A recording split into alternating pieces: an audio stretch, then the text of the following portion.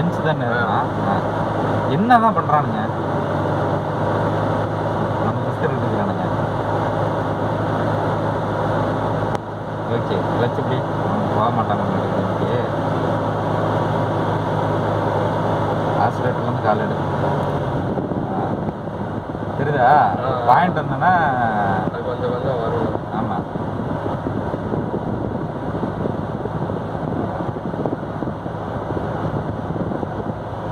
இப்போ திருப்புற பார்த்தியா அந்த மாதிரி தான்.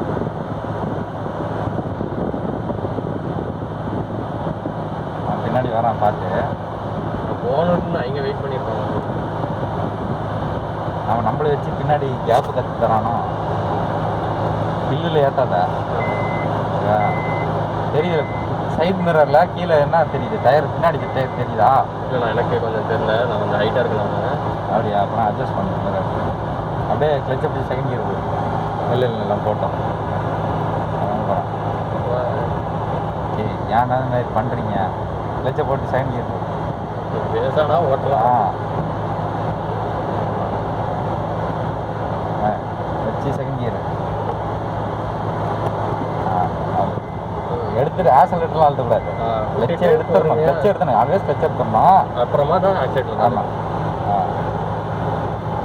யாரா அவனுக்கு திருக்கணுங்க? நாங்களே வண்டி விட்டுக்கிறோம். அவன் நல்லா தானே ஓட்டுறான்.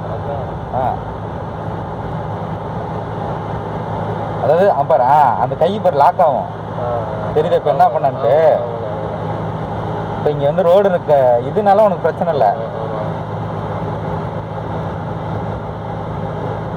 ஒன்றும் இல்லை, வீட்டுக்கிட்ட போயிட்டு உனக்கு ஸ்டேரிங் வந்து இது பண்ணுவான். நிற்க வச்சு உனக்கு ஸ்டேரிங் இது பண்ணி தரணும், கற்று தரணும்.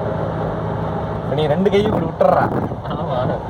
ஒரு கை வெட்டணும், ஒரு கை எடுக்கணும். ஒரு கை அது ஆப்போசிட் தான் பண்ண. நீ ரெண்டு கை தான் திரும்பிக்க அப்படின்ற.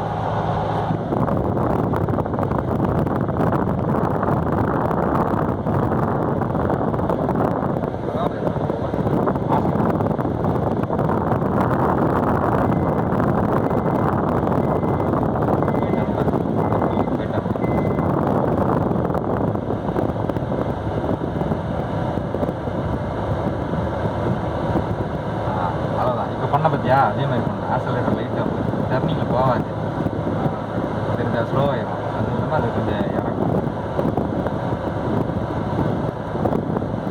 வண்டி எவ்வளோ ஸ்பீடில் போகுது? 20 தான் போகுது. ஆனால் ஸ்பீடாக தெரியும்.